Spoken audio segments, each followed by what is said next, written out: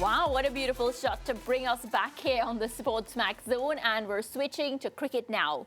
We begin with news coming out of the Indian Premier League, the IPL, where 4 West Indians have been retained ahead of the 2025 season. Lucknow Super Giants have secured the services of the Trinbagonian batting star, that's Nicholas Pooran, for approximately $2.5 million, the joint second highest among all retentions. Well, there were reports earlier this week that Kolkata Knight Riders were deliberating over whether they should or they would retain West Indies all-rounder Andre Russell. And it was confirmed today that both Russell and mystery spinner Sunil Narine will return to the defending champions, each for $1.4 million. Well, Rajasthan Royals also keep hold of Shimron Hetmyer for $1.3 million. Meanwhile, West Indies captains Shea Hope and Rovman Powell lead the list of 7 Caribbean players who have not been retained by their franchises. Sherfin Rutherford, Kyle Mayers, Shamar Joseph, Romario Shepherd and Alzari Joseph also not retained, but could secure IPL contracts from the auction. So good news for our Caribbean men. You know, it's always good to see them lighting up the Indian Premier League. I know a lot of people have reservations about them, you know, sometimes playing in the IPL and not suiting up for West Indies duties. But for me, I see nothing wrong with it. I mean, I love West Indies cricket as well, but I understand, one, the experience that you gain at a competition like the IPL and the financial returns that come for the IPL. So some big names, Lance, getting some big bucks. Yeah, and the fact is that, you know, avid West Indies cricket fans are going to be a little upset sometimes when players choose some of these franchises over the West Indies duties. And as a huge West Indies fan, it is understandable that people would feel that way. But, you know, in life, I like to tell people to put yourself in someone else's shoes. Correct. And I would suggest that most of the people criticizing the players faced with the same situation, if they were in those positions, would have opted for the franchise money as well, because at the end of the day, money is very important to everyday life, and people always want to maximize their earning potential. Yeah, there's nothing wrong with maximizing your earning potential. And just to add to that, right, because sometimes, you know, my sister Karishma and I, we have like one-on-one conversations about injuries and injuries in sport. You know, luckily, and I always say that because I don't even want to talk about it, but, you know, she's been okay and she's been doing well where that is concerned. But as an athlete and and this goes for any sport, sports like cricket, you can pick up an injury, Lance, and I always say that can be the end of you. So when you think about making decisions, you know, it's not like you're just going for the money, but you're securing your future in the way that if, God forbid, something happens, you are in a position where you can continue living the lifestyle that you are accustomed to, and you could, of course, take care of the people that are dependent on you. So just to add to that point about, you know, we're not getting too hyped up about the players probably missing international duty for the IPL. But the IPL will be back soon, 2025. Can you believe we're almost in December? I was just saying that we're almost to the end of the year, and the year has flown.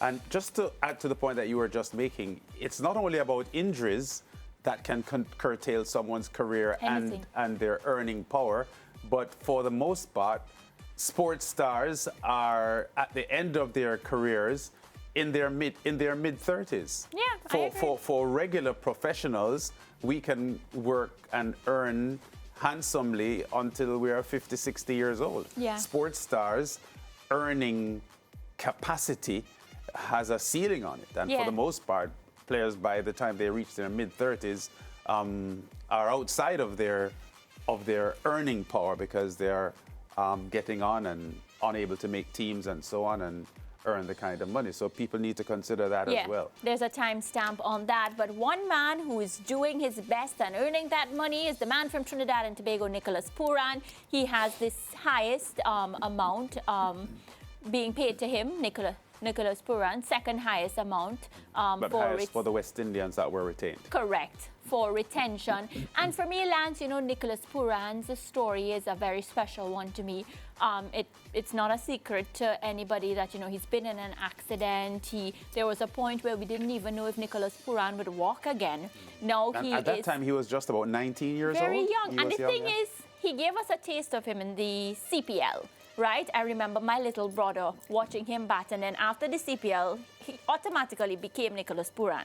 So when Krish would bat, he would say, so what's my name? And his name was Nicholas Pooran. So he won the hearts of everybody, and not only those who understood cricket, but youngsters. And then that accident happened, Lance. And, whenever I talk to him now, he's just such a grateful person.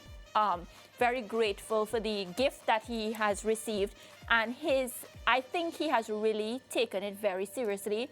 He's been giving us the best when it comes to his cricket, and I'm so happy that he got this amount and retention. Yeah, and, of course, on the other side of the coin, there were some pretty big-name West Indians who were not retained by their franchises, like the two white ball captains, Shea Hope and Robman Powell. Having said that, that doesn't mean that they won't play Correct. IPL in 2025. It just means that they will go into the auction and they could be bought by teams, but they haven't been retained by their franchises. So Sherpian Rutherford, Kyle Mayer, Shamar Joseph, Romario Shepherd, Azar Joseph, the others. So as we said, there is still every chance that they'll be bought at the auction. So I expect many of them to be, or most of them to be, back in IPL cricket in 2025, but just probably for other teams. Yeah, exciting stuff. IPL is another one of the competitions. I keep my eyes glued to the television. So we're going to be following that, looking to see who ends up where and all of that. And of course, letting you, the viewers, know. Well, we're going to move now from India and we're going to head to Trinidad and Tobago, where rain dominated Thursday's Cricket West Indies CG United Super 50 Cup, forcing no result in the day's lone contest between Guyana Happy Eagles and the combined campuses and colleges at the Sir Frank Worrell Memorial Ground in St. Augustine. In the game, which was first reduced to 45 overs aside, opener Matthew Nandu carved an attacking century, 116 from 103 deliveries, to help push the Happy Eagles to 271 for 7 in their allotment. The left-hander got support from skipper Tevin Imlach, 51, and an unbeaten 50 from Kimal Savory against figures of 4 for 42 for CCC spinner Mikel Govia. Well, the rain returned with CCC 32 for 1 in the 7th over before play was eventually abandoned. Whoa, tough one there for the Guyana Happy Eagles. Really happy to see Matthew Nandu picking up a century. Again, we're looking for those sort of performances.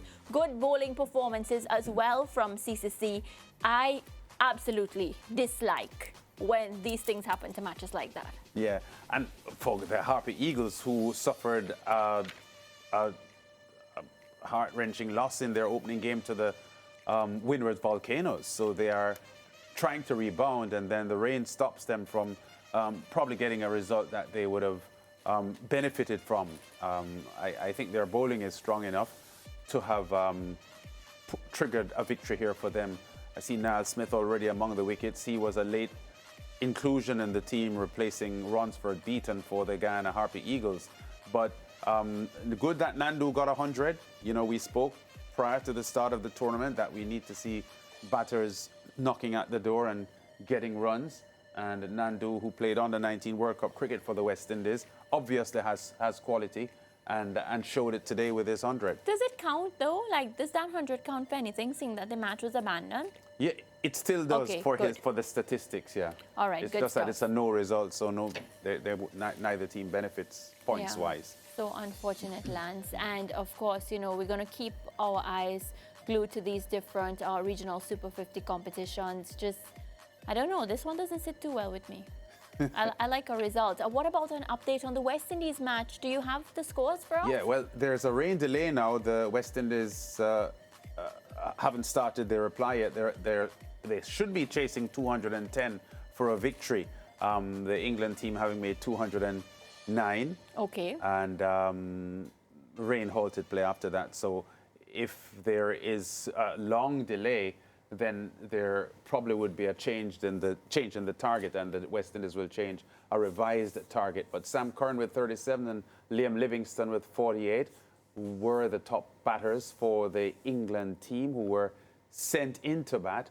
Guda Kishimoto with a 4 for 41, and don't forget the catch. The pacer, yeah, and Jaden Seals with 2 for 22.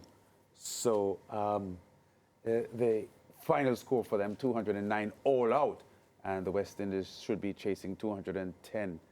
The play, we understand, will restart in about 10 minutes from now. Yeah. And there's been no change in the target. Overs. So the West Okay, Indies good. will chase 210. So they are scheduled to bat 50 overs. All right, good stuff. I have to say, impressive stuff from our bowlers today. Catching was also really good. I'm hoping when I moved away from the television that there were no drop catches. But for what I saw, you were there. Hetmeyer dropped a catch today, but See? he came back and took one. Okay. Yeah, and there was a misfield, I remember, from Jaden Seals close to the boundary. But overall, I think the West Indies did reasonably well in All right. getting England out for 209. All right, we'll take that. Now it's time to bat. So we're going to take a quick break, come right back with Interactive.